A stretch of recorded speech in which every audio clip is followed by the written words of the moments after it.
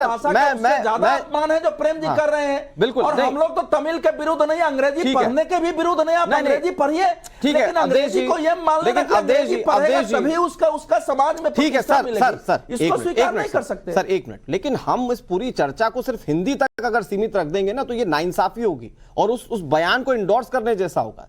दरअसल सवाल इस बात को लेकर है कि व्हाट अबाउट द सेंटिमेंट्स। जो आप सनातन पर हमला बोलते हैं वो हमारे देश के बहुसंख्यक है सर।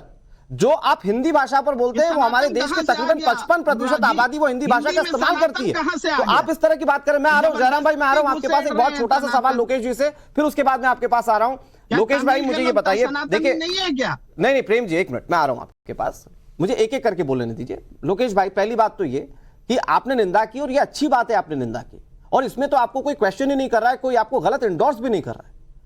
पॉइंट यह है कि आप कलेक्टिव जब इस तरह के बयान दिए जाते हैं, जब डीएमके लगातार सनातन पर बोलती है, हिंदी भाषी राज्यों में जीतने पर गौमूत्र बोल देती है, या हिंदी भाषियों को इस तरह से प्रेजेंट करती है कि वो साफ सफाई करते हैं, वो छोटा काम करते हैं, तो आप उस पर सिर्फ एक निंदा करने तक सीमित है। मतलब आप यहां बैठकर निंदा कर दें और जाएं बड़े मंच पर बैठकर उनके साथ पॉलिटिकल वोट मांगे, मतलब आप ये चाहते हैं? अनुराग जी, वर्तमान में शासन और प्रशासन किसके पास है? अगर मैं केंद्र की बात करता हूं, केंद्र के पास ऐसे कानून है, नियम है जिसके तहत ऐसे किसी भी बयान को रोका जा सकता है, किसी भी बयान के खिलाफ वाजिब कदम उठाए जा सकते हैं। मैं आपसे प्रश्न पूछना चाहता हूं, देखिए मैं इंटरव्यू नहीं कर रहा, सरकार से क्यों नहीं करते? मैं कह रहा हूं 1 to 1 इस पे बात करके क्लियर कर लेते हैं ना। जो देखिए प्रशासन जो करेगा वो कानूनी दायरे में करेगा। गठबंधन तोड़ने की ऐसी कोई मजबूरी नहीं हो सकती है कि गठबंधन आप रखें ही। अगर आपकी आइडियोलॉजी के खिलाफ है तो आप जरूरी नहीं है कि उसके साथ गठबंधन रखें। प्रशासन जो करेगा वो आप कानूनी कार्रवाई की मांग कीजिए, लेकिन सबसे पहले जो आप कर सकते हैं गठबंधन तोड़ दीजिए।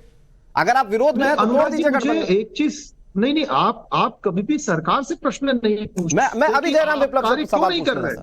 आप गठबंधन तोड़ दीजिए, मैं जयराम विप्लव से अभी सवाल पूछूंगा कानूनी कार्रवाई मैं एक बात कहना चाहूंगा कि हिंदी भाषा में व्यक्ति सबसे पहला पाठ हिंदी भाषा में करता है। जयराम भाई इसके बाद भारत में सभी भाषा का उतना ही महत्व है, उतना ही दर्जा है। किसी भी व्यक्ति को कोई अधिकार नहीं किसी भी भाषा या किसी भी क्षेत्र के व्यक्ति के ऊपर किसी भी प्रकार की टिप्पणी करे, और मैं इसका कभी कतई समझ। लोकेश भाई आप तो मेरे साथ इतनी बार डिबेट में बैठे हैं, मैं आपकी बात का सम्मान करता हूं, मैं आपकी बात का सम्मान करता हूं और मैं कहता हूं कि नेशनल टीवी चैनल पर ये भी गट्स होने चाहिए। आप कांग्रेस पार्टी को रिप्रेजेंट करें, गट्स होने चाहिए, मैं इसके लिए साधुवाद देता हूं।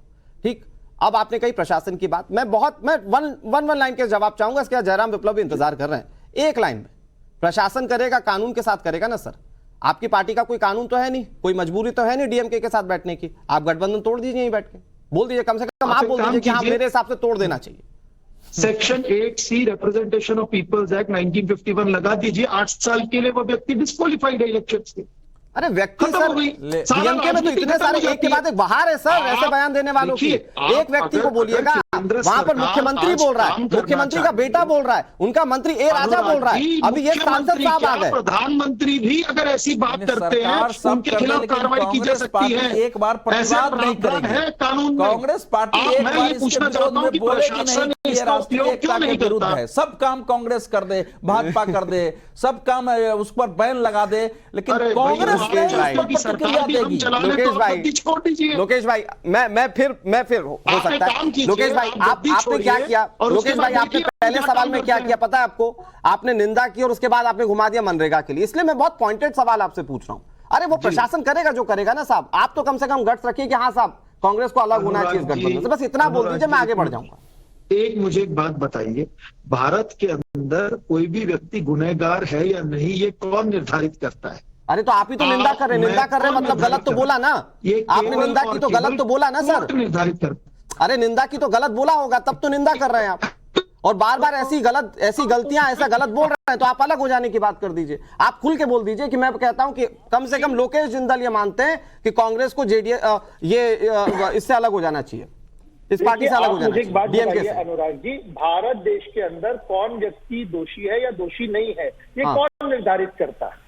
ये कानून व्यवस्था निर्धारित करती है। अच्छा चलिए, आप आप एक काम कीजिए, आप एक जिम्मेदार नागरिक होने के नाते लोकेश जिंदाल जी आप जाइए और इसको लेकर एक PIL दाखिल कर दीजिए, जाइए।